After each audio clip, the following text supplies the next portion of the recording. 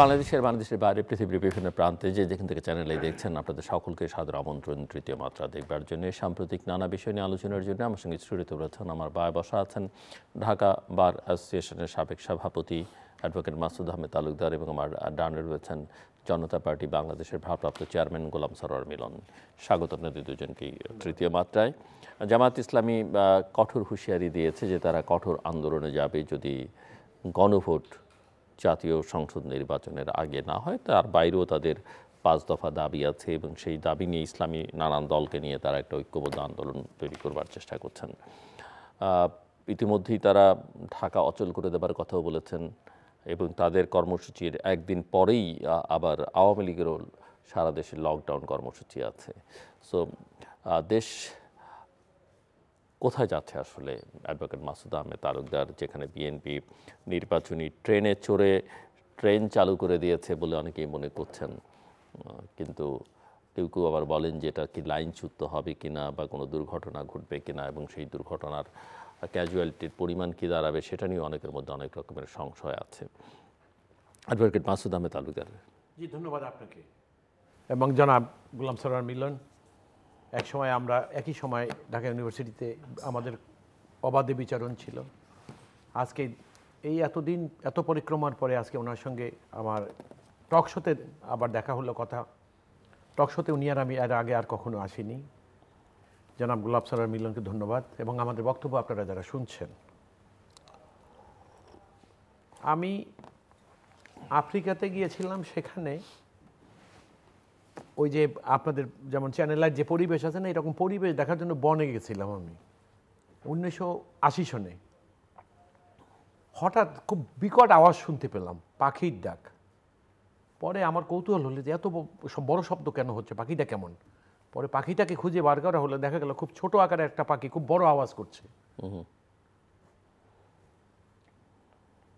এত বছর পরে এসে আমি এখন দেখলাম যে রাজনীতি তো এরকম ছোট ছোট পাখিরা অনেক বড় বড় আওয়াজ করছে। আমি আফ্রিকার জঙ্গলে দেখেছিলাম সেই রকম পাখিরা এখন বাংলাদেশে, এবং বড় বড় পার্টিরা আবার সেসব ছোট ছোট পাখিকে পাখি প্রেম অনেকের থাকে, সেই জন্য যদি বড় পার্টিগুলো থাকে আমাদের তাতে দোষের কিছু নেই। এখন এইবার আমি আপনাকে বলি,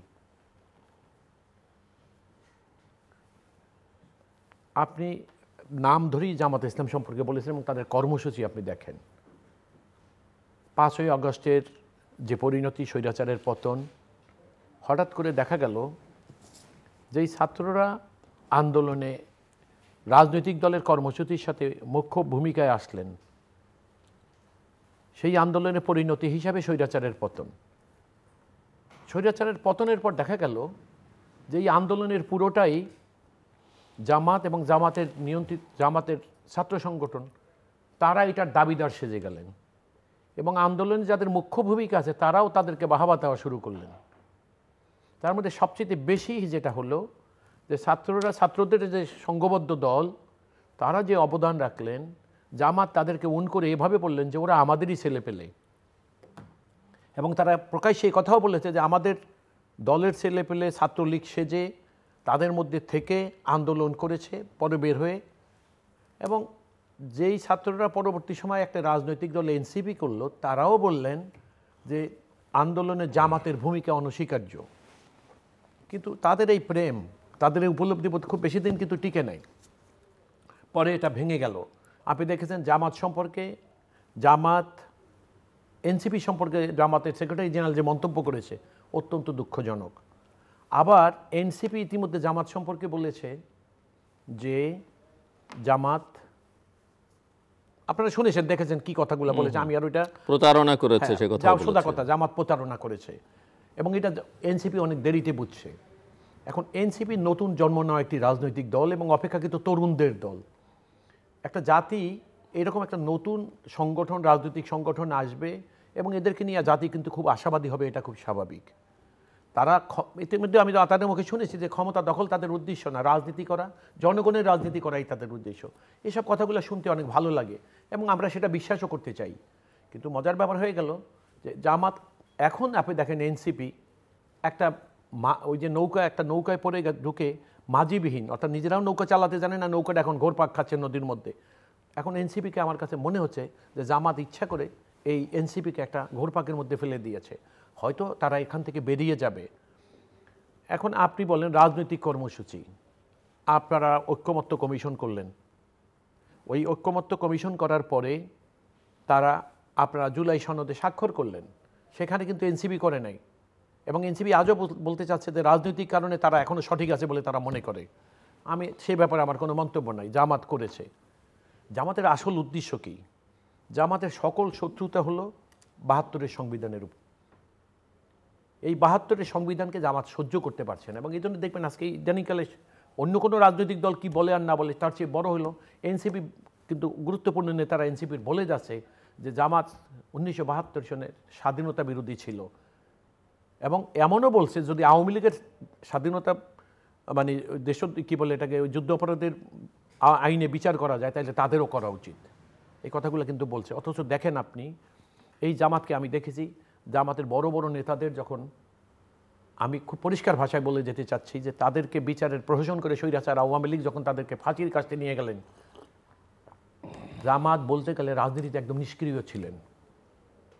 এবং আপনি লক্ষ্য করবেন জামাত থেকে একটি গ্রুপ কিন্তু বের হয়ে একটা নতুন রাজনৈতিক দলও করেছে। তাদের দুই একজন কিন্তু ইতিমধ্যে আবার জামাতে ফেরতও আসতেছে। তো জামাত আসলে একটা বিভ্রান্তিতে পড়ে গেছে। জামাতের বিভ্রান্তিটা কি? তারা এখন যখন আওয়ামী লীগ দেশে ছিল, আওয়ামী লীগ রাজনীতি করতো বা স্বৈরাচার ছিল, যতবারই আপনি দেখেন প্রত্যেকবারই কিন্তু জামাত একটা রাজনৈতিক জোট, অর্থাৎ একটা নির্বাচনী জোট বিএনপির সঙ্গে করেছে। আওয়ামী লীগের সঙ্গে কিন্তু রাজনৈতিক জোট জামাতের সব সময় ছিল, কিন্তু বিএনপির সঙ্গে কোনো রাজনৈতিক জোট জামাত কখনো করতে পারে না বা করেনি। সুতরাং এটা ছিল নির্বাচনী জোট। এখন আপনি দেখেন তাহলে যেহেতু জামাতের সঙ্গে বিএনপির কোনো রাজনৈতিক জোট নাই, তাইলে আপনি দেখেন ১১ তারিখে তারা যে ডেকেছে তার পরের দিনই আওয়ামী লীগ, তাহলে আপনি দেখেন একটা তালে তারা কিন্তু একই তালে চলছে। ১৯৯৬ সনে, ১৯৯৬-এর আগে আপনি যান, হোসেন মোহাম্মদ এরশাদ বিরোধী আন্দোলন যখন এদেশে হয়েছে তখন ৩টা আলাদা আলাদা কম্পোনেন্ট ছিল, ৩ দলীয় রূপরেখাও হয়েছিল। কিন্তু আপনি দেখেন এরপরে যখন ৯১ সনে নির্বাচন হলো তখন কিন্তু জামাত বিএনপির সঙ্গে আসলো না।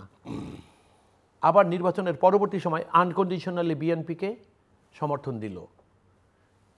আবার সরকারে তাদের একটা প্রত্যাশা ছিল, সেইটা সেবার পূরণ না হওয়ার কারণে ৯৬ সন পর্যন্ত তারা তাদের চরিত্র ধরে রাখতে পারলেন। ৯৬ সনে গিয়ে তারা আর তাদের কী করলেন, শালিকা মোহাম্মদপুরের একটা নির্বাচনী কেন্দ্র করে তারা কী করলেন, নতুন ফর্মুলা আবিষ্কার করলেন কেয়ারটেকারের, এবং সেটাকে নিয়ে গেল, হরণ করে নিয়ে গেল কে, আওয়ামী লীগ। তাইলে আপনি দেখেন সেই বিএনপির বিরুদ্ধে এই জামাত। তো জামাত আজকে এখন দেশের পরিস্থিতিটা কি? দেশে একটা পরিস্থিতি হলো এই যে, অর্থাৎ আমি যে কথাটা ওইভাবে বলতে চাচ্ছিলাম যে এখন যদি এদেশে আওয়ামী লীগ ইলেকশন করতো, অর্থাৎ আওয়ামী লীগ যদি ব্যান্ড না হতো, তাহলে আপনি দেখতেন এই জামাত ইসলাম কিন্তু বিএনপির সঙ্গেই থাকতো। বিএনপিকে নিয়ে যেরকম মিথ্যাচার করছে, যেরকম বিএনপির চরিত্র হনন করছে তারা, এটা কিন্তু ডে ওয়ান থেকেই করতেছে, অর্থাৎ ৫ই আগস্টের পরে স্বৈরাচারের পতনের পর থেকে। এবং সেইটার মাত্রা এখন দিনে দিনে তারা বাড়িয়ে দিচ্ছে। কেন বাড়িয়ে দিচ্ছে? তাদের একটা ধারণা যে রাজনীতিকভাবে রাষ্ট্র ক্ষমতা দখল করার তাদের যে একটা অভিলাষ, তারা এই মুহূর্তে কেবলমাত্র বিএনপিকেই মনে করছে তাদের এটার অন্তরায়। অর্থাৎ বিএনপি না হলে আপনি দেখেন, আমি জামাত ইসলাম, ইসলামী ঐক্যজোট, চরমোনাই পীর, এদেরকে আমি দেখেছি এরা ওই জামাত সম্পর্কে কী মন্তব্য করতে হবে, জামাত তাদের সম্পর্কে মন্তব্য করেছি। এখন আপনি দেখবেন প্রকাশ্যে তাদের, আমি দিবালোকে দেখেছি একজন আরেকজনের গালে চুমাও খায়। তাইলে বিষয়টা হলো কি, রাষ্ট্রীয় ক্ষমতাই মুখ্য। তাদের যে প্রেম ভালোবাসা আমরা দেখছি এটা কিন্তু মুখ্য নয়। তাইলে এখন রাষ্ট্রীয় ক্ষমতা দখল করার জন্য জামাত আসলে কিছুটা উন্মাদনায়, জামাতের মধ্যে উন্মাদনা তৈরি হয়ে গেছে। এই উন্মাদনায় তৈরি হওয়ার কারণে তারা প্রায় এখন চিন্তায় কর্মে অস্বাভাবিক আচরণ করে যাচ্ছে। জামাত বিএনপির কাছ থেকে, বিএনপির প্ল্যাটফর্মে উঠে যে আশ্রয় নিয়ে অস্তিত্ব রক্ষা করেছিল জামাত, তাদের শীর্ষ নেতাদের যখন বিচারের প্রহসন করে ফাঁসি দেওয়া হলো, আমি বলেছিলাম যে তাদের রাজনীতি প্রায় নীরব হয়ে গেছিল। এবং সবচেয়ে মজার হলো ৫ই আগস্টের পরে যখন একটা মুক্ত পরিবেশ আসলেন, তখন সব কিছু বলে। আপনি দেখেন যে আপনারা বলছেন যে ১১ তারিখে জামাতের একটা কর্মসূচি এবং পরের দিনই আওয়ামী লীগ আবার কী কর্মসূচি দিয়েছে, এটা এক সাংঘাতিক, এদের মধ্যে সাংঘাতিক একটা নিবিড় সম্পর্ক আছে। সেটা কোথায় আপনি দেখেন যে ৫ই আগস্টের পর হঠাৎ করে জামাতের আমির, কোনো প্রসঙ্গ নাই, পরিস্থিতি নাই, উনি কি বলে দিলেন যে আমাদের দলের অর্থাৎ জামাতের শীর্ষ নেতাদের যাদেরকে বিচারের নামে ফাঁসি দেওয়া হয়েছিল তাদেরকে আমরা মাফ করে দিলাম। তাইলে আপনি বুঝতে দেন এগুলা কি? আপনি কি মনে করছেন জামাত পরিকল্পনাহীনভাবে এই কথা বলেছে? না, উদ্দেশ্য নিয়ে এই কথা বলেছে। অর্থাৎ তারা বুঝেছে যে তাদের এখন আবার যেই আওয়ামী লীগ স্বৈরাচারের পতন হলো আন্দোলনের কাছে, সেই আওয়ামী লীগকে আবার ক্যাশ করা যায় কিভাবে, তারই একটা সূক্ষ্ম পরিকল্পনার অংশ ছিল ওই যে উনি যেটা বললেন। অথচ জামাতের বা জামাত করার সাধারণ মানুষকে, অথচ আবার একটা জিনিস দেখেন আপনি, জামাতের ওই যে সুলাইমান চৌধুরী সাহেব, তিনি এবং আরেকটা গ্রুপ তারা জামাত থেকে বেরিয়ে গেলেন, মনে আছে আপনাদের? বেরিয়ে গিয়ে তারা একটা রাজনৈতিক দল করলো। সেই রাজনৈতিক দল কারা করলেন? ওই সময় জামাতের যখন বিচারের নামে প্রহসন হচ্ছে, জামাতের শীর্ষ নেতাদেরকে প্রহসনের বিচার করে ফাঁসি দিচ্ছে, তখন দল থেকে একটা প্রগতিশীল অংশ সেজে তারা জামাত থেকে বেরিয়ে গেলেন। এবং আপনি আশা করলেন কি? তাদের আবার আশাটা কি জানেন? তারা কিন্তু কাজে কোনো ক্রমে অংশগ্রহণ করতে পারলেন না, স্বৈরাচারের বিরুদ্ধে কোনো রকম রাজনৈতিক কর্মকাণ্ডে অংশগ্রহণ করতে পারলেন না, কোনো রাজনৈতিক কর্মকাণ্ড চালু করতে পারলেন না। কিন্তু এদিকে আবার ঘরে বসে অভিযোগ করলেন কি এবং আশা করতে থাকলেন যে তারা যা যা আশা করছে স্বৈরাচারের বিরুদ্ধে যা যা করতে হবে সেটা বিএনপি করে দেবে তাদের জন্য। সেই জন্য বিএনপির বিরুদ্ধে নানা রকম অভিযোগ, অভিমান। অথচ বিএনপি কী করতেছে দেখেন আপনি, 16-17টা বছর একটা গ্রহণযোগ্য নির্বাচন, মানুষের ভোট মানুষে দেওয়ার জন্যে বিএনপির নিরন্তর আন্দোলন করে গেছে। তো আমার কথার বক্তব্য হলো এইখানটায় যে জামাত, আপনি মনে করবেন না যে জামাত কোনো বিক্ষিপ্ত গেম খেলছে। জামাতের সবচেয়ে বড় অন্তর্জালা এখন, আপনি নিজে চিন্তা করেন। আমি খুব পরিষ্কার ভাষায় আজকে এখানে একটা কথা বলে যাচ্ছি, 1 মিনিটের মধ্যে শেষ করে দেব। পরিষ্কার একটা কথা বলে যাচ্ছি একটা ক্ষুদ্র নাগরিক হিসেবে দেশের, যে সংবিধান, এই সরকার সংবিধানে ওতপৈরা দেশ চালাচ্ছে, সেই সরকারকে বলতে যাচ্ছে দেশে কোনো সংবিধান নাই। আপনি এই সংবিধানের সঙ্গে যে শত্রুতা, অর্থাৎ আপনারা যদি আজকে এই বাংলাদেশের সংবিধানকে অস্বীকার করতে চান, সেই সংবিধানকে অকার্যকর, অকেজ ঘোষণা করে সেখানে জুলাই সনদকে আপনারা ওইভাবে স্থাপিত করতে চান, সেইটা করার জন্য এখন উপযুক্ত সময় কিনা? এবং এই উপযুক্ত সময় যদি এটা না হয়ে থাকে, তাহলে কোন সময় কিভাবে করতে হবে, কতটুকু এটাকে সংবিধানে সন্নিবেশিত করা যায়, সেটা প্রিয়াম্বেলে কিভাবে হয়, অথবা কোনো জায়গায় আর্টিকুলেটেড করতে গিয়ে কিভাবে করতে হবে, সেটার জন্য একটা সংসদ ছাড়া সম্ভব না। জামাত এটা বুঝে না তা কিন্তু নয়, কিন্তু জামাত জানে যে পরবর্তী নির্বাচন হলে, দেশের মানুষের দ্বারা নির্বাচিত সংসদ হলে, জামাত আজকে যে সমস্ত ঘোলাপানিতে মাছ শিকার করতে চাচ্ছে সেগুলো তাদের জন্য খুব কঠিন হয়ে যাবে। এবং সে কারণেই তারা চাচ্ছে নির্বাচন। আপনি রেফারেন্ডামের কথা বলছেন, রেফারেন্ডাম দেওয়ার বাংলাদেশে কোনো সুযোগ আছে সংবিধানে? আমার মনে হয় সেই আলোচনা আমরা একটু পরে আসি। সুতরাং আমি মনে করি জামাত একটা সূক্ষ্ম পরিকল্পিত গেম খেলে যাচ্ছে, সেটা দেশের মঙ্গলের জন্য নয়, দেশের ক্ষতি হচ্ছে কি না সেটা নিয়ে তাদের কোনো মাথা ব্যথা নেই। ধন্যবাদ আজকের আমাদের সকলের প্রিয় সঞ্চালক জিলুর রহমান ভাই, আপনাকে এবং আমার সহ আলোচক অ্যাডভোকেট মাসুদ তালুকদার এবং অগণিত দর্শক শ্রোতাকে প্রীতি, শুভেচ্ছা, সালাম। আমি মাসুদ ভাইয়ের কথার ধারাবাহিকতা বলতে চাই যে আজকে যেটা আপনি শুরু করেছিলেন যে দেশ কোথায় যাচ্ছে, দেখেন 12 মাসের বেশি হয়ে গেছে যে আমরা একটা গণ অভ্যুত্থানের পরবর্তী এই 12 মাস নিকট অতীত। আমাদের সেদিনকার স্বপ্ন ছিল কিংবা প্রত্যাশা এবং প্রাপ্তির হিসাব যদি মিলাতে যাই, যে স্বৈরাচারের পতন, গণতন্ত্রের উত্তরণ এবং সুষ্ঠু অংশগ্রহণমূলক নির্বাচন, এবং এর মধ্য দিয়ে প্রতিষ্ঠিত হবে স্বচ্ছতা, জবাবদিহিতা এবং বাস্তবায়ন হবে সংস্কারের ঐক্যমত। আজকে কোথায় সেটা? ভাইয়ের প্রশ্নের উত্তরে বলতে চাই কোনোটাই হয়নি। আমরা গণতন্ত্রের উত্তরণের জন্য যে নির্বাচনের যে ফেব্রুয়ারির ডেটটা দেওয়া হয়েছে, আপনি জিলুর রহমান সাহেব সহ আমি ওনাকে আলোচনার একজন অংশীদার করতে চাই যে আজকে কারোর সামনে প্রশংসা করা উচিত না, যে আজকে তৃতীয় মাত্রা এমন একটি মাত্রা রাজনীতিতে গুণগত পরিবর্তনের ক্ষেত্রে এটা একটা ভূমিকা রাখছে। তিনিও অনেক অবজারভেশন দেন যেটা আমাদের চিন্তা চেতনার খোরাক হয়ে থাকে। এই যে প্রধান উপদেষ্টার সচিব, সম্মান সহকারে বলি শফিক সাহেব, যে যারা মনে করে যে উদ্বেগ, উৎকণ্ঠা, সংশয় প্রকাশ করে ফেব্রুয়ারি নির্বাচনের ব্যাপারে তারা স্বৈরাচারের দোসর। আমি যদি প্রশ্ন করতে চাই, তারই উপদেষ্টা যখন বলেন যে মাহফুজ সাহেব যে অতি সত্বর দলগুলির মধ্যে তিনি দেখছেন এটাকে কি বলে মুখোমুখি একটি সংঘাত, তাহলে দেশ কোথায় যাচ্ছে? এই যে স্ববিরোধিতা, আজকে আমাদের ভিতর উদ্বেগ, উৎকণ্ঠা, আমরা তো একটি ভালো নির্বাচন চাই, কিন্তু যেন তেন নির্বাচন তো আমরা চাই না।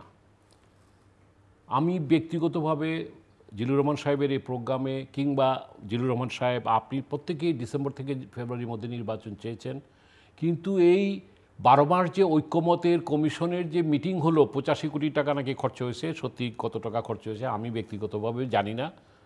রেজাল্টটা কি? রেজাল্টটা হলো একটা সনদ স্বাক্ষরিত হয়েছে, নীতিগতভাবে কাগজের একটা পেপার স্বাক্ষরিত হয়েছে। এখন বাস্তবায়নটা কিভাবে হবে? বাস্তবায়নের জন্য তারা বলছে যে একটা আইনি ভিত্তি দরকার। তো এখন আইনি ভিত্তি যদি দিতে হয়, আপনি তো উকিল মানুষ, আপনি আইন নিয়ে চর্চা করেন। আমরা রাজনীতির কর্মী হিসাবে, ছাত্র হিসাবে যেটা বলি যে দেখেন 90 সনেও তো এরশাদ সাহেবকে চলে যেতে হয়েছিল একটি অভ্যুত্থানের মুখে দিয়ে সামনে রেখে, এবং সেখানে কিন্তু একটা ঐক্যমত প্রতিষ্ঠা হয়েছিল।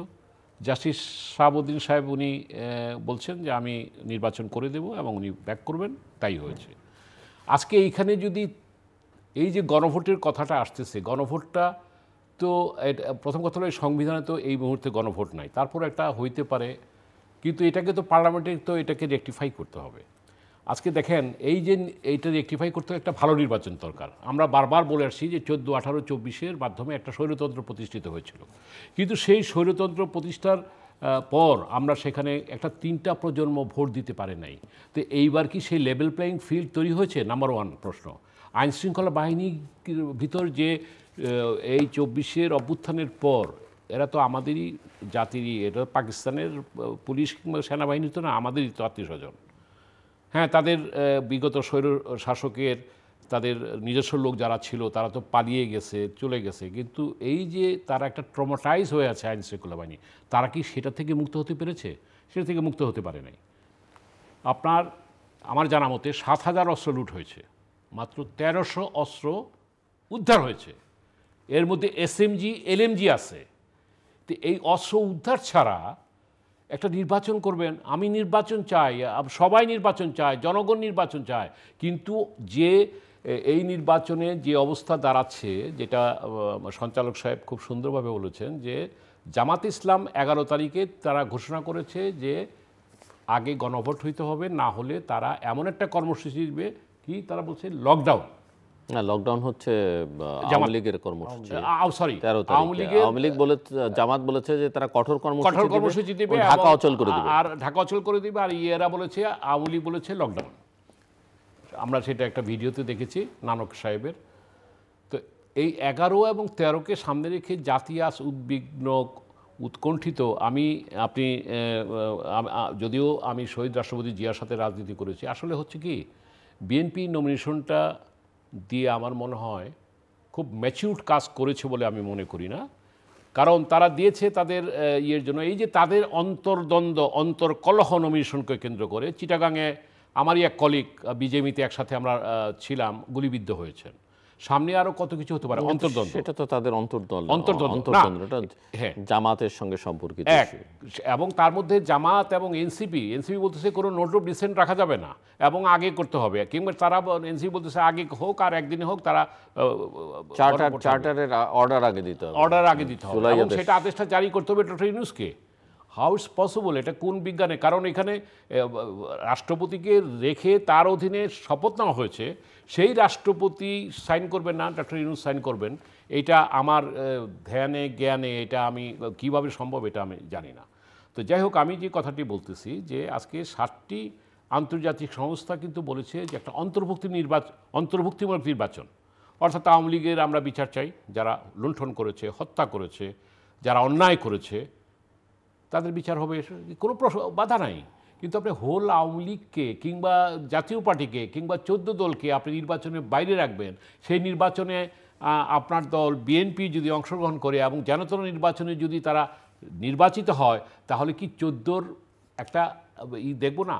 আপনার 24-এর ইলেকশনে 28টা না 24টা রাজনৈতিক দল, নিবন্ধিত দল অংশগ্রহণ করেছিল, কিন্তু সেটাও তো আমি দামি নির্বাচনে কিন্তু পর্যবসিত হয়েছে। তো সেইখানে আপনি এই নির্বাচনে ধরেন একদিকে তো যে সংঘাত হবে, আমি আপনাকে এখানে অন দ্য রেকর্ড বলে দিচ্ছি, প্লিজ রেকর্ড ইট, এইবার পুলিশ যে ট্রমাটাইজ হয়ে আছে, যে সংঘাতটা হবে, যে পরিস্থিতি তৈরি হবে, পুলিশ নীরবের ভূমিকা পালন করবে। তা আমি যে ভোটটা দিতে যাব, আমার ভোট আমি দিব, যাকে ভালো মনে করব তাকে দিব, যে পরিবেশ, যে রাজনীতির গুণগত পরিবর্তনকে সামনে রেখে একটা অভ্যুত্থান হয়েছিল, সেটার অবস্থা কি আছে? আমি দেখি না।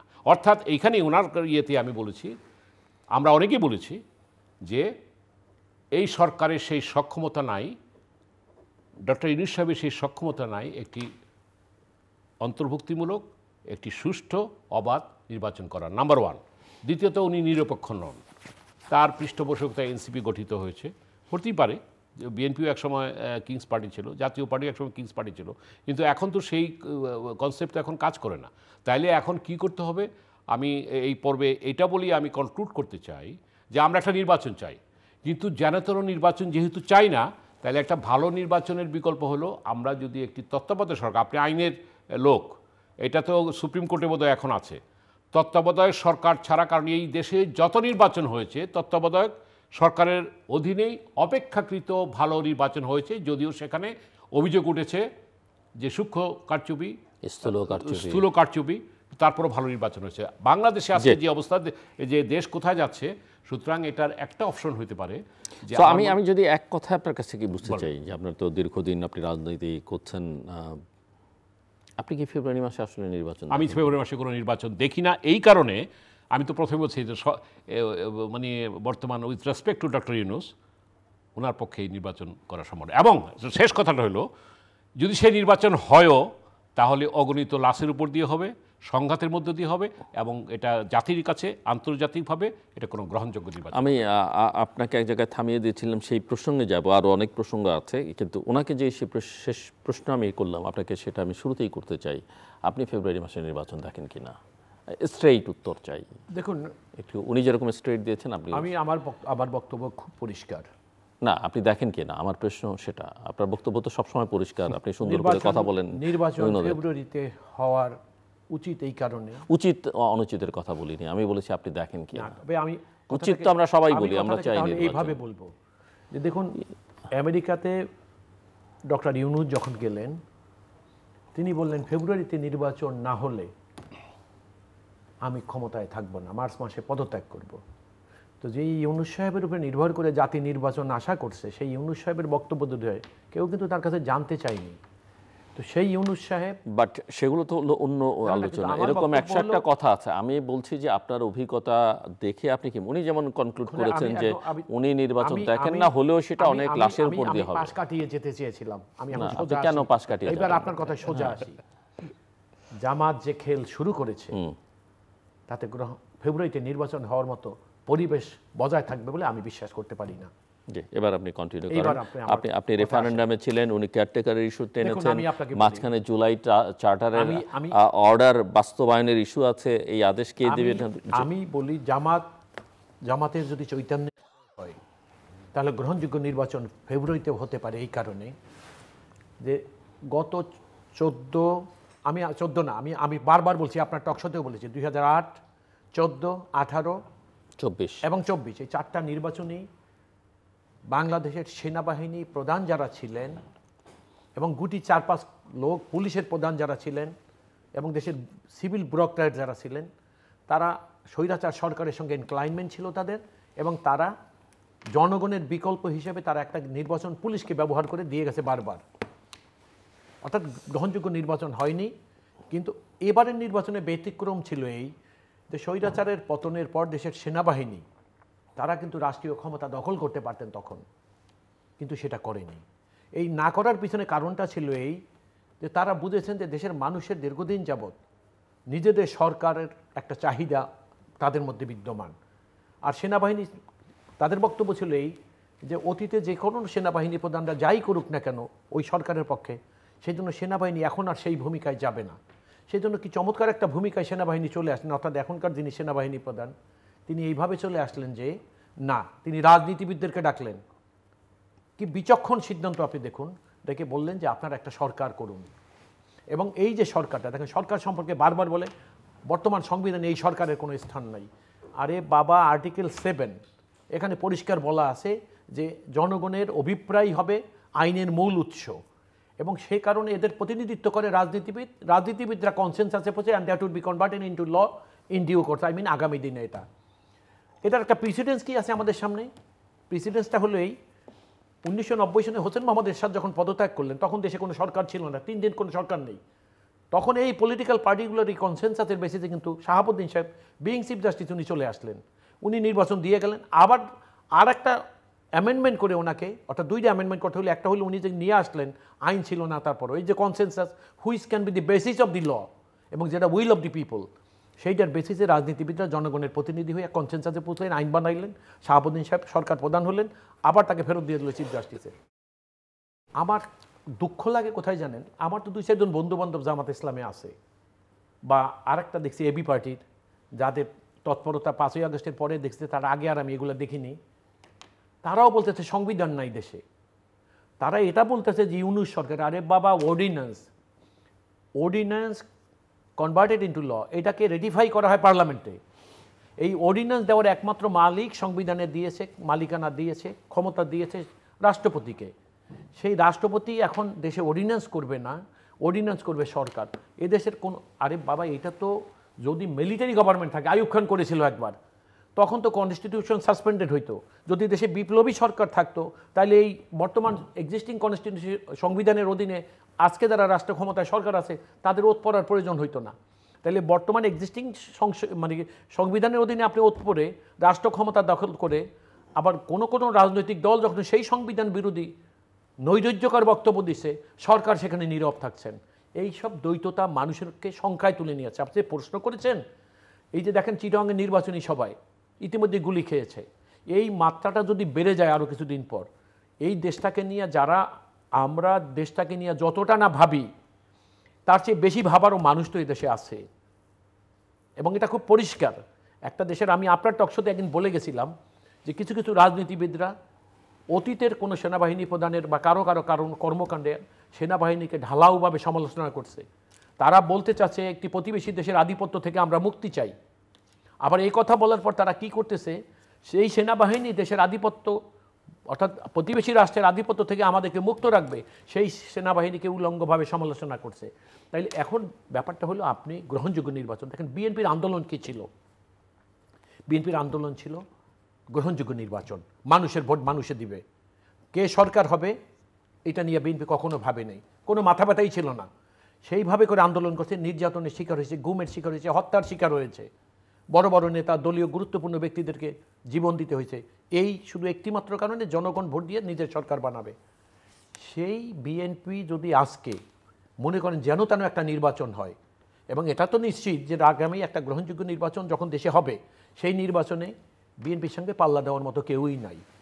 যদিও কিছু কিছু লোকে এত বড়, ওই যে ছোটো পাখির বড় ডাকের মতো আমি শুনি, কিন্তু এটা তো নিশ্চিত বিএনপি ক্ষমতায়। কিন্তু বিএনপি ক্ষমতায় যাওয়ার পর যদি বিএনপির অন্তর্জ্বালা হয় যে আমরা 14-16 বছর জাতির কাছে আমাদের নিজেদের জীবন থেকে আমরা বিলিয়ে দিয়েছিলাম মানুষের ভোট মানুষকে নিশ্চিত করার জন্যে, সেই নির্বাচন যদি, অর্থাৎ আপনি মানুষকে বাদ দিয়ে আবার মানুষের ভোটের, পপুলার ভোটের দেশের সরকার নির্বাচন করেন, অর্থাৎ একটা অংশের জনগণকে যদি বাদ দিয়ে একটা নির্বাচনে যান, অপরাধ করেছেন আপনি, এর জন্য বিচার ওনার বা আমার হবে তা তো হওয়া উচিত না। কিন্তু আমরা কি বলছি, ঢালাওভাবে বলে যাচ্ছি এটাই। সেই জন্য নির্বাচনে যদি মানুষকে আকৃষ্ট করা না যায়, মানুষ যদি নিজেরা নিজেদের ভোট না দিতে পারে, তাহলে আপনি গ্রহণযোগ্য নির্বাচন হবে না। আর গ্রহণযোগ্য নির্বাচন না হলে সরকার যিনিই হবেন তার অন্তর্জ্বালা হবে। এবং আপনাকে আমি পরিষ্কার ভাষায় বলে দিচ্ছি যে এই যাদের আন্দোলনের কারণে, যাদের অরাজনৈতিক আচরণের কারণে এখন অনেকের মনে সংখ্যা তৈরি হচ্ছে যে নির্বাচন ফেব্রুয়ারিতে হবে কি না, সেই নির্বাচন ফেব্রুয়ারিতে যদি হয়েও যায়, তারপরে তাদের এই অরাজনৈতিক কর্মকাণ্ড যদি তারা আরও মাত্রা বাড়িয়ে দেয়, তাহলে নির্বাচিত সরকারও যিনি আসবেন তার জন্যও তো। তাইলে হইল কি, 5ই আগস্টের পর যে কনসেনসাসে আপনারা বুঝলেন, যে কারণে জুলাই সনদ স্বাক্ষর হলো, এত আনুষ্ঠানিকতা হলো, একবার বললেন করবেন না, পরে বললেন করবেন এবং করে দিয়ে আসছেন, তাহলে এই সমস্ত প্রহসন করে লাভটা কি? আপনারা কি মনে করেন দেশে কি মানুষ নেই? এই যে রাজনীতির নামে যে প্রহসনগুলো চলছে, সেই প্রহসনগুলো কি দেশের মানুষ লক্ষ্য করছে না? এই দেশের মানুষের কাছে আমরা তো রাজনীতির সময় কথাই বলে ফেলি, জনগণের কাছে জবাবদিহি সরকার। এই কার কাছে জবাবদিহিটা? জনগণের কাছে। তো আজকে যারা ক্ষমতা দখল করতে চান, রাজনৈতিক প্রতিপক্ষকে উলঙ্গভাবে অন্যায়ভাবে চরিত্র হনন করতেছেন, আবার নিজেরা যা করতেছেন সেটার দিকে মোটেও ভ্রুক্ষেপ করছেন না। সেই জন্য আমার হিসাব হলো একদম পরিষ্কার, সংবিধান মেনে নিতে হবে, সংবিধান সংশোধন হবে জাতির প্রয়োজনে। এই সংবিধান বিএনপি যদি মনে করেন, আমি একদম পরিষ্কার ভাষায় আপনাদেরকে বলি, আমি সালাউদ্দিন সাহেবকে ধন্যবাদ দিই। সালাউদ্দিন সাহেব এই ঐক্যমত্য কমিশনে যে সমস্ত বক্তব্য দিয়েছে, জাতি অনুপ্রাণিত হয়েছে তার এই বক্তব্য। তো আমি আপনাকে পরিষ্কার বলি, সংবিধান নিয়ে যেন তেন কাজে শুধু একটি নির্বাচন হওয়ার জন্য যদি বিএনপি এই মুহূর্তে কারো ট্র্যাপে পা দেয়, তাহলে সেটার জন্য বিএনপি হয়তো একদিন অনুশোচনা করবে। আমি আশা করি বিএনপি সেই ভুল পথে পা বিএনপি দিবে না। এক। দ্বিতীয় কথা হলো, রেফারেন্ডাম আগে সংসদ হোক, সংসদ হওয়ার পরে যেই জিনিসগুলোকে আর্টিকুলেট করতে চাচ্ছে সেই জিনিসগুলো নিয়ে সংসদে আলোচনা হোক, সিদ্ধান্ত হোক, তারপরে সংসদ সিদ্ধান্ত নেওয়ার পরে আপনারা রেফারেন্ডামে যান, আইন হোক। সেটা না করে অর্থাৎ পরিস্থিতিকে গোলাটে করার জন্য যা এখন সময় না। এখন আমরা কি করি, আমরা আন্ডার গার্মেন্টস আগে পরি না কোট জ্যাকেট আগে পরি। এখন আপনি যদি কোট পরে উপরে আন্ডার জ্যাকেট পরেন, মানে আন্ডার গার্মেন্টস পরেন ফুল প্যান্টের উপরে, তাহলে ব্যাপারটা দেখতে কেমন লাগবে? এখন যারা যা চাচ্ছেন, আমার কাছে মনে হচ্ছে পায়জামার উপরে জাঙ্গিয়া পরার মতো অবস্থা। কমেডি শো হলে পড়া যায়, বুঝতে পারছেন না? আমরা তো কমেডি শো, আপনাকে জাতিকে নিয়ে যদি কমেডি শো করতে চান, আপনি রাজনীতির নামে যদি কমেডি করতে চায় কেউ, তাহলে মনে রাখবেন সেও কিন্তু জোকার হয়ে যাবে। এই কথাটাও মাথায় রাখতে হবে। আমি অ্যাডভোকেট মাসুদ তালুকদার সাহেবকে অত্যন্ত হৃদয়নিংড়ানো ভালোবাসা এবং ধন্যবাদ দিতে চাই এই কারণে যে আগামী নির্বাচন যদি যেন নির্বাচন হয়, এটা সত্যি কথা, যেরকম নির্বাচনই হোক এবং সত্যিকারভাবে ভালো নির্বাচন হলেও আমি একজন বিএনপির শুভাকাঙ্ক্ষী হিসাবে মনে করি বিএনপি ক্ষমতা আসবে। কিন্তু এই ফেব্রুয়ারিতে তো কোনো ভালো নির্বাচনের কোনো অবস্থা নেই। যদি আপনি বলছেন যে যদি আপনি বিএনপির নাম বলেন নাই, যিনি সরকার হবেন অন্তর্জালা তৈরি হবে। আমি আপনার কথাই বলেছেন। হ্যাঁ, আমি না, ওনার কথা রেফারেন্সে বলতেছি যে আপনাকে ধন্যবাদ দিয়েছি এই কারণে যে শুধু অন্তর্জালা না, গণতন্ত্র ক্ষতিগ্রস্ত হবে। যে অভিযোগে আওয়ামী লীগের বিরুদ্ধে অভিযোগ ছিল যে বিএনপিকে, জামাতকে কিংবা বড় বড় দলকে বাদ দিয়ে নির্বাচন করার কারণে একে অভিযোগে অভিযুক্ত কিন্তু বিএনপি হবে কিংবা যারা নির্বাচনে অংশগ্রহণ করবে তারা হবে। তাহলে আমরা কেন আন্তর্জাতিকভাবে আমরা এই প্রশ্নের উদয় করাবো? এক নম্বর, গণভোটের কথা আপনি যথার্থই বলেছেন। গণভোট তো এই দেশে 3 বার হয়েছে, তো আমরাও গণভোট হতে পারি, কিন্তু এখন তো সংবিধানে নেই, তো এটা তো সংবিধানে আনতে হবে।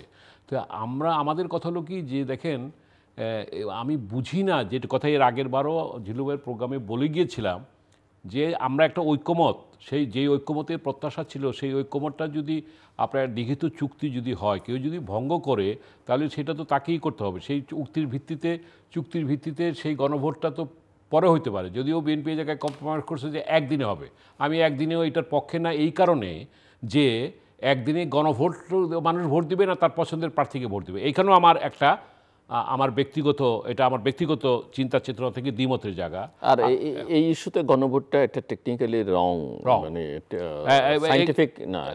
আপনি 48টা বিষয়ে মানুষ তো একবারে ইয়েস নো সবাই বলবে কিনা, নানান জনের নানান মত থাকবে। যে অর্ডারে থাকবে কোনো নোট অফ ডিসেন্ট এনসিপির কথা, তারা তাদের কথা বলতেই পারে। আর একটা কথা হচ্ছে যে এই যে 48টা বিষয়ে আমি সব বিষয়ে একমত নাও হতে পারি ইন্ডিভিজুয়াল, তাহলে সময় শহীদ রাষ্ট্রপতি জিয়াউর রহমানের সময় গণভোট হয়েছিল একটা বিষয়। হ্যাঁ, একটা বিষয় যে আপনি কি তার অনুসৃত নীতি অনুসারে তাকে রাষ্ট্রপতি হিসাবে দেখতে চান কি চান না, এই জাতীয় একটা লাইন ছিল, হ্যাঁ না। যদিও সেটা নিয়ে প্রশ্ন আছে, সেই গণভোট নিয়ে, এরশাদ সাহেবের গণভোট নিয়ে প্রশ্ন আছে। 90-এর পর যে গণভোটটা হয়েছিল, যে পার্লামেন্টারি গণতন্ত্রের শাসন ব্যবস্থা, ঠিক আছে। আমাদের কথা হলো কি, আমাদের তো ভালো মন্দ 2 রকম অভিজ্ঞতাই আছে। গণভোট হইতে পারে, জনগণের চূড়ান্ত আকাঙ্ক্ষা, যেটা আর্টিকেল 7-এর কথা বলেছেন, সেই জায়গায় গিয়ে যদি এই যেটা বলল যে 48টার ব্যাপারে যদি আমরা পার্লামেন্টে একমত হয়ে তারপর গণভোটে যাওয়া যায়, কোনো অসুবিধা নেই। আগে কিংবা একই দিনে করার যে কনসেপ্টটা, এটা থেকে সরে আসা দরকার। 2 নম্বর কথা হচ্ছে যে আজকে আমি যেটা বলতেছি, দেখেন, একটা নির্বাচন করার জন্য কিন্তু সেনাবাহিনী কিন্তু আমাদের গর্বের সেনাবাহিনী, জাতীয় সেনাবাহিনী। এরা 71-এ মুক্তিযুদ্ধের মধ্য দিয়ে সেনাবাহিনীর জন্ম, 75-এর 7ই নভেম্বরের মধ্য দিয়ে যেটা পালন হয়ে গেল, সেই সেনাবাহিনীকে আজকে কিন্তু একটা শীতল সম্পর্কের মধ্য দিয়ে এমন একটা তাদেরকে নৈতিকভাবে বলবো, তারা একটা মানসিকভাবে একটা দুর্বল জায়গায় আছে যে তারা কিন্তু মোরালি উইক বলে আমি মনে করি। কারণ তাদের কাছ থেকে আপনি অস্ত্র উদ্ধার হয় নাই, তারা কিন্তু এখন বিশ্রামের নাম করে তারা চলে যাচ্ছে ব্যারাকে। তাহলে যে যাই বলুক, এই সেনাবাহিনীর উপস্থিতি কিন্তু অনেকটা নিয়ন্ত্রণ হয়েছিল, পুরোটা না হলো এইবারের। কারণ আগের সেনাবাহিনী সেই দক্ষতা কিংবা সেই ভূমিকাটা দেখাতে পারেনি। তাদের সামনে তাদেরকে ভুয়া বলতেছে, তাদের সামনে 32 নম্বর উড়াই দিতেছে, তাদের সামনে একটা বাড়ি হইতেছে, তারা কিন্তু সেইভাবে কার্যকর ভূমিকা রাখতে পারেনি। তারপরে কিন্তু মানুষ কিন্তু আস্থাটা কিন্তু সেনাবাহিনীর উপর। সেই সেনাবাহিনীকে আমরা কি করতেছি, অবশ্যই এটা কিন্তু একটা ভালো উদাহরণ একদিকে, যেমন যে তাদেরকে গত স্বৈরাচারী আমলে যারা গুম খুনে যারা জড়িত ছিল তাদেরকে আইনের আওতায় নেওয়া হয়েছে, এটা যেমন সমর্থনযোগ্য। পাশাপাশি আপনি এমন একটা উদাহরণ তৈরি করতেছেন আইসিটির মাধ্যমে যে তারা কিন্তু সমস্ত সেনাবাহিনী, আমাদের আত্মীয় স্বজন, আপনার আত্মীয় স্বজন, ওনার আত্মীয় স্বজন আছে, তারা কিন্তু মানসিকভাবে কিন্তু স্ট্রং না, যে ভবিষ্যতে আমি যে একটা এই নির্বাচনকে, যে কারণে আমি লাশের উপর দিয়ে নির্বাচন হবে করার জন্য তারা যে একটা অ্যাকশন নেবে, সেও যে ভবিষ্যতে আবার এই অভিযোগে, যেই গুণ খুমের জন্য হয়েছিল তাদেরকে, যে সেই অভিযোগে যে তাদেরকে আবার বিচার করা হবে না তার নিশ্চয়তা কি। অর্থাৎ আমি যেটা বলতে চাচ্ছি যে আমরা যদি এই জাতীয় ঐক্যমতের জায়গাটা, যেটা আমাদের স্বপ্ন ছিল, প্রত্যাশা ছিল, যেটা হয় নাই, আজকে জাতিকে কিন্তু আমি মনে করব ঐক্যমত কমিশন আজকে যে দ্বিধার জায়গায়, যে বিভক্তির জায়গায় নিয়ে গেছে, এইটার খেসারত জাতিকে একদিন দিতে হবে। আমরা তাই আশা করতে চাই যে আজকে একটা আমাদের, গতবার বলেছিলাম, আপনি আওয়ামী লীগের যারা এ গ্রেডের বি গ্রেডের দোষ আছে তাদের অ্যাবডো আইয়ুব খান করেছিল 1959 অ্যাবডো, ইলেকশন বডি ডিসকোয়ালিফিকেশন অর্ডিন্যান্স, আপনি জানেন এটা ভালো করে। ওইটার আদলে আপনি এইবার কি করলেন, যারা নাকি এই অভিযুক্ত তাদেরকে নির্বাচন করতে দেবেন না, ভালো কথা, মানলাম। আপনি যারা করছে, তো অভিযুক্ত কয়জন? 100, 200, 500, 1000, 5000? আওয়ামী লীগের তো লক্ষ লক্ষ কোটি কোটি লোক আছে।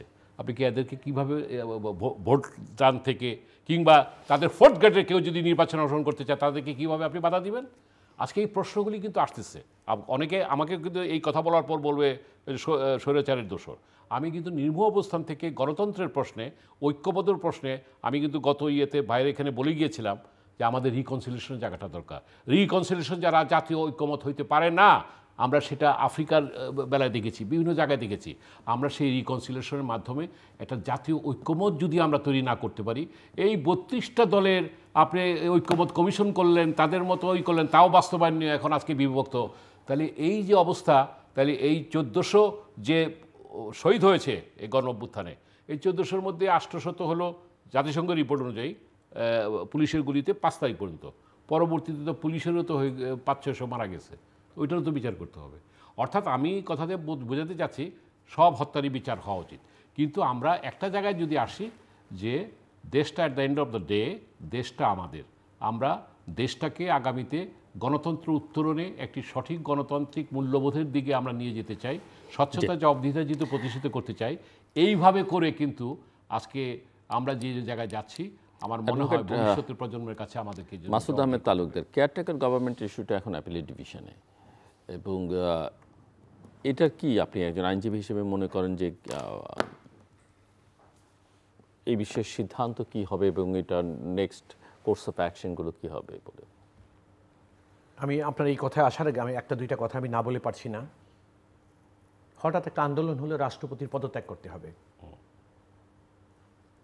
তখন স্পিকার পদত্যাগ করলেন, ডিপ্টি স্পিকার জেলে। নিয়ম হলো রাষ্ট্রপতি যদি কোনো কারণে পদত্যাগ করেন বা অনুপস্থিত থাকেন, তাহলে বিষয়টা দাঁড়ায় এই যে স্পিকার অটোমেটিক্যালি দেশের ভারপ্রাপ্ত রাষ্ট্রপতি হয়। তাহলে স্পিকার পদত্যাগ, ডিপ্টি স্পিকার জেলে, রাষ্ট্রপতি পদত্যাগ, দেশটা কোথায় যেত বলেন আপনি? যদি এই ফর্মুলায় সেটা যদি বাস্তবায়ন হতো, দেশটা কোথায় যেত? 106 বারবার বলে সেই রাষ্ট্রপতি পদত্যাগের সময়। তখনই আমি আপনার এখানে একবার বলেছিলাম যে যদি রাষ্ট্রপতি, এই যে 106টা কে চায়? রাষ্ট্রপতি চায়। সুপ্রিম কোর্টের কাছে 106 ধারা আর্টিকেল 106-এ যে সুপ্রিম কোর্টের যে মতামতটা চাওয়া হয়, এটা কে চায়? রাষ্ট্রপতির অপিল চায়। তো রাষ্ট্রপতি না থাকলে এটা কে চাবে? আপনি দেখেন না আপনারা কি শুরু করছে যে তারা অর্ডিন্যান্স করবে। আমি এত আজগুবি, অর্থাৎ দেশে লেখাপড়া জানা মানুষ অশিক্ষিত মানুষের মতো কথা বলবে, এটা তো আসলে দুঃখজনক। যাই হোক, তারপরে যেটা আপনি ঐক্যমত্য কমিশন তৈরি করা হয়েছিল রাজনীতিবিদদের মধ্যে একটা ঐক্য তৈরি করার জন্য, যেই ভদ্রলোককে হেড করা হইলো। আমি বারবার একটা কথা সবসময় টকশোতে বলি যে অরাজনৈতিক ব্যক্তিরা রাজনীতির পথ ঠিক করে দিচ্ছে। কয়দিনের জন্য এরা কোথায় থাকবে, এরপর কোথায় যাবে? রাজনীতিবিদরা ওনারা লিখে দিয়ে যাবে, সেইটা অক্ষরে অক্ষরে পালন করে রাজনীতিবিদরা দেশে রাজনীতি করবে। এই অরাজনীতিবিদরা যে নিজের মধ্যে একটা সুপ্রিমেসি, যে আমরা রাজনীতিবিদদের থেকে বেশি বুঝি। আরে বাবা, বেশি বুঝেন না আপনারা, কোনো দিনই বুঝবেনও না। কিন্তু তারপরও বারবার কিন্তু একটা প্রচেষ্টা 111 থেকে শুরু করে আমি দেখেছি যে রাজনীতিবিদদেরকে জায়গাটা দখল করতে চায় অরাজনৈতিক লোকরা। এবং দেখবেন কিছু কিছু মানুষকে দিয়ে বলায় যে রাজনৈতিক সরকারের চাইতে অরাজনৈতিক সরকার দেশের জন্য কী মঙ্গল এখন দেশে হইতেছে তো দেখতেই আছেন আপনারা। তো সেনাবাহিনী যে কথাটা আমি বলছিলাম যে ফেব্রুয়ারিতে গ্রহণযোগ্য নির্বাচন এই কারণে হইতে পারত, যদি হয় এবং হবে, যদি হয় তাহলে এই কারণে হবে যে সেনাবাহিনী বাংলাদেশের তারা নির্বাচনে এখন আর কোনো স্টেক হোল্ডার না। অর্থাৎ অতীতের সেনাবাহিনীর দুই একজন প্রধানরা যেটা করেছিলেন যে স্বৈরাচারকে রাষ্ট্র ক্ষমতায় আনতেই হবে, সেইভাবে এবার কিন্তু রাষ্ট্র ক্ষমতায় সেনাবাহিনী কোনো রাজনৈতিক দলকে আনার জন্য অবস্থায় নাই। যে কারণে আমরা বিশ্বাস করতে পারি সেনাবাহিনীর এবারকার ভূমিকায় গ্রহণযোগ্য নির্বাচন হবে। আর এটা হওয়ার প্রমাণ ইতিমধ্যে তারা রেখেছেন কিভাবে, যে স্বৈরাচারের পতনের পর যেহেতু তারা রাষ্ট্র ক্ষমতা দখল করে নেয়, তাহলে রাষ্ট্র ক্ষমতা দখলের অভিলাষ তাদের নাই এবং তাদের কাউকে ক্ষমতায় বসানোর অভিলাষও নাই। তারপর এরপর হলো আপনি যে কথাটা বলছিলেন কেয়ারটেকার গভর্নমেন্ট ইস্যু। দেখেন, যেই শিশুর এখনো জন্মই হয়নি তার বিয়ের তারিখ ঠিক করাটা যুক্তিসঙ্গত না। না, আমি জানতে চাইছি যে যেহেতু অ্যাপিলেট ডিভিশন আছে, না অ্যাপিলেট ডিভিশনে আছে, এটা কবে জাজমেন্ট হবে, এটার ইফেক্ট কবে থেকে দিবে। আমরা আগে যেমন মানে ধরেন হাইকোর্টের যে ডিসিশন অ্যাপিলেট ডিভিশন যদি সেটাকে আপহোল্ড করে তাহলে কি দাঁড়াবে? না, দাঁড়াবে এইটাই যে কেয়ারটেকার প্রথাটা আবার ফেরত আসলো। তো কেয়ারটেকার প্রথাটা ফেরত আসা মানে যেমন আগে কি ছিল, আমি আবার এখন আপনাদেরকে বলি, বর্তমানে রাষ্ট্রীয় ক্ষমতা একটা সরকার আছে, এই সরকারটাকে আপনি কি মনে করেন এরা উড়ে এসে জুড়ে পড়ছে? না, সেই আলোচনা পরে। আমি কেন বলছি ওইটার সাথে এটা রিলেশন আছে। তাহলে since there is an existence of a government, কালকে যদি সুপ্রিম কোর্ট বলে দেয় ইয়েস কেয়ারটেকার অর্থাৎ 58C আবার রিইনস্টিটিউট হলো, এটা আবার আর্টিকুলেটেড হবে, তাহলে ওইটার ইফেক্টটা কোথায় যাবে সেটাও তো সুপ্রিম কোর্টকে বলতে হবে। ওনারা কি বলে দিতে পারবে যে ঠিক আছে আমরা আজকে ভার্ডিক্ট দিলাম, কেয়ারটেকার ফেরত আসলো, আগামীকাল সকালে এই বর্তমান সরকার সব পদত্যাগ করবেন আর নতুন কেয়ারটেকার সব এখানে চলে আসবেন? ওই 58Cতেই ছিল এইটাই যে ইলেক্টেড গভর্নমেন্ট রেজিগনেট, অর্থাৎ দেশের লিডার অফ দি হাউস যখন পার্লামেন্টকে ডিজলভ করে দিবে তখন রাষ্ট্রপতির কাছে বললে automatically the government will secede to the caretaker. সেই কেয়ারটেকার যদি ফেরত আসে তাহলে সেখানে কেয়ারটেকার ফেরত আসার পরে কেয়ারটেকারে কখন সিসিট হবে গভর্নমেন্ট? এখন আমাদের এই গভর্নমেন্ট, এটা ইটস এ পপুলার গভর্নমেন্ট, এখন তারা রাষ্ট্রীয় ক্ষমতায়, তাহলে একটা পপুলার গভর্নমেন্ট অটোমেটিক্যালি ডিজলভ হয়ে যাবে ব্যাপারটা তো তা না। এমন হতে পারে যেমন ইউনূস সাহেব যে কথাটা বলেছেন ফেব্রুয়ারির নির্বাচন না হলে মার্চে পদত্যাগ করবো, তাহলে ইউনূস সাহেবের সরকার যদি কাল কেমন একটা হয়, এদিকে কেয়ারটেকার আইন আবার পুনর্জন্ম নিল, ওইদিকে সরকার নিজেরা স্বেচ্ছায় চলে গেলেন, তো দেশ তো আর ভেকুয়ামে পড়ে থাকবে না, একটা সরকার লাগবে। তখন ওই সিদ্ধান্ত অনুসারে যদি মনে করে যে না হ্যাঁ দেশে আবার একটা নির্বাচিত সরকার না আসা পর্যন্ত একটা, আর যদি কেয়ারটেকার আইনটা থাকে তখন কি হবে, এই আইনের স্পিড অনুসারেই দেশটা আবার কেয়ারটেকারের অধীনে চলে যাবে। কিন্তু এখন যে পরিস্থিতি তাতে কেয়ারটেকার আইন যদি 2 সপ্তাহ বা 15 দিন 1 মাস পরে পাসও হয়, এই গভর্নমেন্টকে এই মুহূর্তে রিপ্লেস করার মতো কোনো সুযোগ ওই কেয়ারটেকার আইনে সেটা থাকবে না। এটা হলো আমার বক্তব্য। মানে আইনে থাকবে না কেন? আইন তো আইনই না, আইনে থাকবে না মানে আইন থাকবে কিন্তু আইনের প্রয়োগও তো থাকবে। এটা কবে থেকে কার্যকর হবে? যেমন 58C-তে বলা ছিল নির্বাচিত গভর্নমেন্ট ডিজলভ হওয়া মানে অটোমেটিক্যালি সিসিট টু দি কেয়ারটেকার। এখন এই আইনে কি বলবে? এই আইন কি সুপ্রিম কোর্ট বলে দিবে যে না ঠিক আছে আমরা কেয়ারটেকার আইনকে পাশ করে দিলাম, এটা আবার সংবিধানে ফেরত যাবে, ওই 58C-তে আবার এটা পুনর্জীবন হলো, আর আগামীকাল সকালে এই সরকার চলে যাবে, কেয়ারটেকার নতুন সরকার আসবে? নিশ্চয়ই এরকম কথা তারা বলবে না, বলার কথাও না। তাইলে যেহেতু এটা বলবে না, তাইলে এটা কোন সময়, অর্থাৎ এই কেয়ারটেকার সংবিধানে সন্নিবেশিত হবে ঠিকই, কিন্তু এটা হবে কি ইলেকশন যদি ফেব্রুয়ারিতে হয়, একটা নির্বাচিত সরকার হয়, সেই সরকার অটোমেটিক্যালি বা যদি তার 5 বছর টেনিউরটাকে সে পুরা করে, তাহলে কি হবে ওই 5 বছর শেষ হওয়ার পর ওই সময় অথবা এই সরকার চলে গেলে যদি আবার সেই রাজনীতিবিদরা আবার কনসেন্স একটা ভ্যাকুয়াম হয়, তখন দেশের এক্সিস্টিং আইন থাকলে কি হবে, রাজনীতিবিদদের কনসেন্স আছে তখন আর পুষতে হবে না, তখন একটা অটোমেটিক কেয়ারটেকার গভর্নমেন্ট ফর্ম চলে আসবে। মিস্টার গোলাম সরোয়ার মিলন। জি, আমি আমার প্রিয় মাসুদ ভাইয়ের সাথে অত্যন্ত বিনয়ের সাথে দ্বিমত করে বলতে চাই, সেটা হচ্ছে যে এরশাদের 90-এর সময় আইনে তো ছিল না যে শাহাবুদ্দিন সাহেব দায়িত্ব নেবেন এবং চলে যাবেন, তারপরে এটা রেটিফাই করা হয়েছে। আপনি এখন বলতেছেন যে কেয়ারটেকার হবে না কেন? সাপোজ আমরা ডক্টর ইউনূস সাহেবকে সম্মান করি, উনি সম্মানের সাথে চলে যাবেন, এটাও যেমন বিশ্বাস করি, একটা প্রক্রিয়ার মধ্য দিয়ে সেফ এক্সিটের মধ্য দিয়ে আমরা এটা ঠিক একটা জন আকাঙ্ক্ষার ভিত্তিতে উনি দায়িত্ব গ্রহণ করেছিলেন। এখন 106-এর যে কথাটা বললেন সেটার ভিত্তিতে প্রথম কথা হলো যে যেটা উনি প্রশ্নটা করার চেষ্টা করেছেন, যে আমার মনে হয় আমি যদি ভুল না করে থাকি, প্রধান বিচারপতি একটি প্রশ্ন করেছিলেন অ্যাটর্নি জেনারেলকে, কিংবা যে এটা এফেক্ট হবে কবে থেকে, যদিও সেটার কোনো হয় নাই।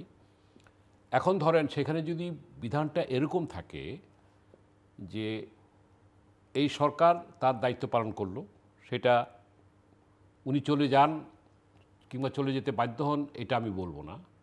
এটা তো এমনও হইতে পারে যে উনি ধরেন এই যে 11 এবং 13 তারিখের কিংবা বিভিন্ন ইয়ের কারণে ঐক্যমত হলো না, নির্বাচনটা আমি দেখি না, এটা শূন্যতার মধ্যে তো থাকতে পারে না।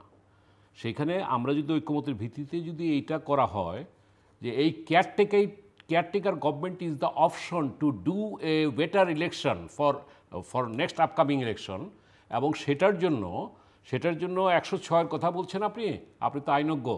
এইবার 106-এর যে ভার্ডিক্টটা নেওয়া হয়েছিল, কোথায় বসছিল, যেটা আমাদের অ্যাডভোকেট মহসিন রশিদ সাহেব উঠাইছেন, এবং উনি এটা নিয়ে সেই 106-এর অনুচ্ছেদে রাষ্ট্রপতি কোথায় আমাদের চিফ জাস্টিস বসছিলেন, এটা তো ভাই সত্যি কথা। আজকে এই আমাদের যেহেতু এই সরকারকে একটা ধন্যবাদ দিতে চাই, আর কিছু না হোক আমরা ফ্রিলি কথা বলতে পারছি, আগে যেটা অনেক সময় বাধা নিষেধ ছিল, এইটুকু অন্তত আছে।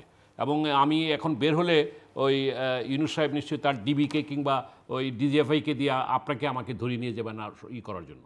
State decision, only the option is caretaker government for next election, এটা আমি দ্যাটথইন কণ্ঠে বলতে চাই। কারণ যেহেতু এই সরকার প্রথম কথা হতো আমি মনে করি না যে ফেব্রুয়ারির মধ্যে ইলেকশন করতে পারবে, কে ইলেকশনটা করাবে?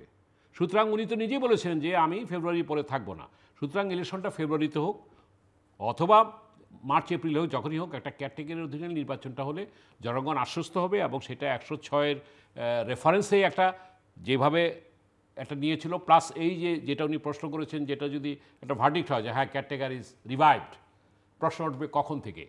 এই কখনের ব্যাপারে যদি আপনিও বললেন রাজনীতিবিদরা যদি ঐক্যমত হয় যে হ্যাঁ এদের আন্ডার ইলেকশন হোক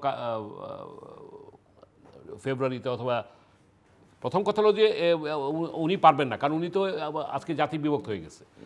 তো সুতরাং আমাদের কথা হলো কি যে আজকে আমি যেই কথাটা বলতে চাই যে আমার মনে হয় যে আমাদের যে বিভাজনটা, আমাদের যে বিভাজনটা, সেই বিভাজনটাকে ঐক্যমতের জায়গাটা হলো কেয়ারটেকার, এটাই হলো আমার বক্তব্য। Thank you. জি, আমি আপনাকে খুব পরিষ্কার একটা কথা বলি। দেখুন, রাজনৈতিক দল, একটা রাজনৈতিক বা নির্বাচিত সরকার যখন তার টেনিউর শেষ হবে, তখন সেই গভর্নমেন্ট সিট হবে কেয়ারটেকারে। এটা তো নির্বাচিত সরকার না, আমি আপনাকে নির্বাচিত সরকার এটা না, কিন্তু এটা জনগণের সরকার এখন যে রাষ্ট্র ক্ষমতায়, আপনাকে মনে রাখতে হবে। এই নির্বাচনে নিশ্চয়ই আমাদের সবচেয়ে বড় প্রবলেম হয় কি জানেন, হায়ার ফোরামের বা সুপ্রিম কোর্টের সিসিনে যখন কোনো কিছু থাকে, ওই সব বিষয় নিয়ে আমাদের আলোচনা করা উচিত না, কিন্তু আমরা ইদানিং অনেকটা প্রিভিলেজ এই জন্য আমরা করে ফেলি এটা। আমি আপনাকে খুব পরিষ্কার ভাষায় বলি, আইন পাশ করবে কেয়ারটেকার যদি ফেরত আসে, তাইলে সংবিধানে সেটা সন্নিবেশিত হবে। সন্নিবেশিত হওয়ার পরে সেখানে বলাই থাকবে যে কেয়ারটেকারের ইফেক্ট কিভাবে হবে। এই কেয়ারটেকার আর্টিকেল 56-এর 53, 58-এর সির ইফেক্টটা কেমনে হবে সেটা কিন্তু ওইখানে বলা থাকবে। এখন নিশ্চয়ই একটা গভর্নমেন্টের এক্সিস্টেন্স থাকাকালীন সময় বলবে না যে তাদেরকে সরিয়ে তোমরা বসে পড়ো, না সরিয়ে না, এটা আমি আমার বক্তব্য, এইটা হওয়ার কোনো সুযোগ নাই। এটা আমরা যদি মনে করি হ্যাঁ, পরিস্থিতি যদি এরকম হয়ে সলিউশনের যায়, অপশন। আমি বলছি পরিস্থিতি যদি এরকম হয়, কোনো কারণে ফেব্রুয়ারির নির্বাচন হলো না, পরিস্থিতি যদি এমন হয় এই সরকার থাকলো না, পরিস্থিতি যদি এমন হয় যে দেশের রাজনীতিবিদ সহ সকল স্টেক হোল্ডাররা আবার বসতে হয় যে হ্যাঁ এখন দেশের সরকার কোথায় যাবে। যেমন আপনি বলেন বর্তমান সরকার যখন আসছে তখন কিন্তু দেশে কেয়ারটেকার আইন ছিল না, কিন্তু আবার যদি কেয়ারটেকার আইন হওয়ার পরে দেখা গেল যে এই সরকারও নিজেরা চলে গেলেন, তাদের দায়িত্ব পালনে তারা অনীহা বা অনাগ্রহ প্রকাশ করে চলে গেলেন, তখন তো দেশটা তো আর খালি থাকতে পারবে না, একটা সরকার লাগবেই। তখন কি ওই সরকার কনসেনসাসে হবে, না ওই সরকার তখন ওই আইনের মধ্যে বলা থাকবে বা ইফেক্ট দেওয়া থাকবে যে তখন সরকার শূন্য হলেই কেয়ারটেকার অটোমেটিক্যালি রাষ্ট্রীয় ক্ষমতা মানে গভর্নমেন্ট সিসিড হয়ে কেয়ারটেকারে চলে যাবে, সেটা ওই আইনের উপরে নির্ভর করবে। আইন কালকে কিভাবে কি ফর্মে আসতেছে সেই জিনিসগুলো আমরা জানি না। হ্যাঁ, আমাদের আমি শেষ করে দিচ্ছি, এক লাইনে বলি, আপনাকে সাপ্লিমেন্ট করতেছি। সাপ্লিমেন্ট আমার কথা হলো কি যে 1988 সনে এরশাদ, আমি তখন পার্লামেন্টে, আমি আপনাকে বলে দিচ্ছি সুবিধার জন্য আমার মনে আছে, আমি আপনাকে বলে দিচ্ছি, আপনি শোনেন। আমার বক্তব্য হলো আর্টিকেল 7 যতদিন এই সংবিধানে থাকবে ততদিন পর্যন্ত মানুষের যে অভিপ্রায় সেটা দেশের ভবিষ্যৎ আইনের সোর্স হিসাবে ব্যবহার করা হবে। আচ্ছা, তাহলে এরশাদ সাহেব যখন ছিলেন না, দেখেন আপনি এরশাদ সাহেব পদত্যাগ করলেন, শেষ করতে হবে। আমি শেষ করছি ভাই, আমি শেষ করে দিই, আপনি বলেন। এরশাদ সাহেব পদত্যাগ করলেন, কোনো গভর্নমেন্ট নাই, তখনই তো মানুষ এই যে আর্টিকেল 7 এর ওই কনসেনসাসের বেসিসে আমি যে পয়েন্টটা বলতে চাচ্ছি, আপনি ওই পয়েন্টে নাই, আমি পয়েন্টটা বলতে চাচ্ছি, এরশাদ সাহেব পার্লামেন্টে আমরা আইন পাশ করলাম, বিভাগীয় পর্যায়ে হাইকোর্ট চলে যাবে, সুপ্রিম কোর্ট বলল এটা অবৈধ। যদি এটাই হয়ে থাকে তাহলে অত দূরে যাচ্ছেন কেন আপনি? Supreme judicial council. সুতরাং এখানে আপনি যেটা বলেন পার্লামেন্টের চেয়েও অনেক ক্ষেত্রে এই সংবিধানের সংরক্ষক হচ্ছে supreme court. Can decide and they can give the আমি খুব পরিষ্কার একটা কথা বলে দেই, সুপ্রিম কোর্ট যা সিদ্ধান্ত নেয় সেটা আইন, হ্যাঁ, এবং সেটা অবশ্য পালনীয়। আমি ওইখানে আমার দ্বিমত নাই। আমার দ্বিমতটা কোথায়, যে সুপ্রিম কোর্ট যদি এখন বলে কেয়ারটেকার গভর্নমেন্ট আবার পুনরায় সন্নিবেশিত হলো, তো একটা গভর্নমেন্টকে ঠেলে দিয়ে সংবিধান আরেকজনকে বসিয়ে দেবে, সেইটার একটা পদ্ধতি ওইখানে আর্টিকুলেটেড থাকবে, আমার সেই ডাইরেকশন থাকবে। সেই জন্য আমার বক্তব্য হলো, আমি যে ধন্যবাদ, শেষ করতে আমি এইভাবে শেষ করে দিচ্ছি, যারা আমরা মনে করতেছি ফেব্রুয়ারির নির্বাচন হচ্ছে না, কেউ হতে দিচ্ছে না, আমি মনে করি তাদের চৈতন্যের উদয় হওয়া উচিত। জনগণের একটা সরকার এবং যেটা ফেব্রুয়ারির নির্বাচন, যেটা শিডিউল ডিসেম্বরে ঘোষণা হওয়ার কথা, এই নির্বাচনটা যদি কোনো রাজনৈতিক দলের একাগ্রতার কারণে অথবা সংকীর্ণ কোনো ইচ্ছা বাস্তবায়নের কারণে ফেব্রুয়ারির নির্বাচন না হয়, তাহলে মনে রাখবেন ওই রাজনৈতিক দল একসময় ইতিহাসে রাস্তা করে চলে যাবে।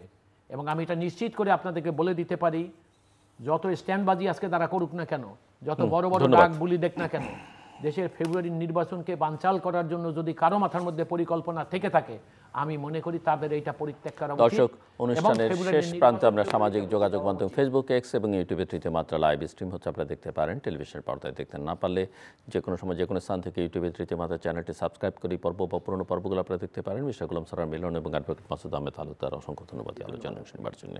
দর্শক, সব কথার শেষ কথা যে নির্বাচন একটা খুবই জরুরি বাংলাদেশের জন্য, অত্যন্ত জরুরি, এবং সেটা যত দ্রুত হয় তত কল্যাণকর, মঙ্গলজনক।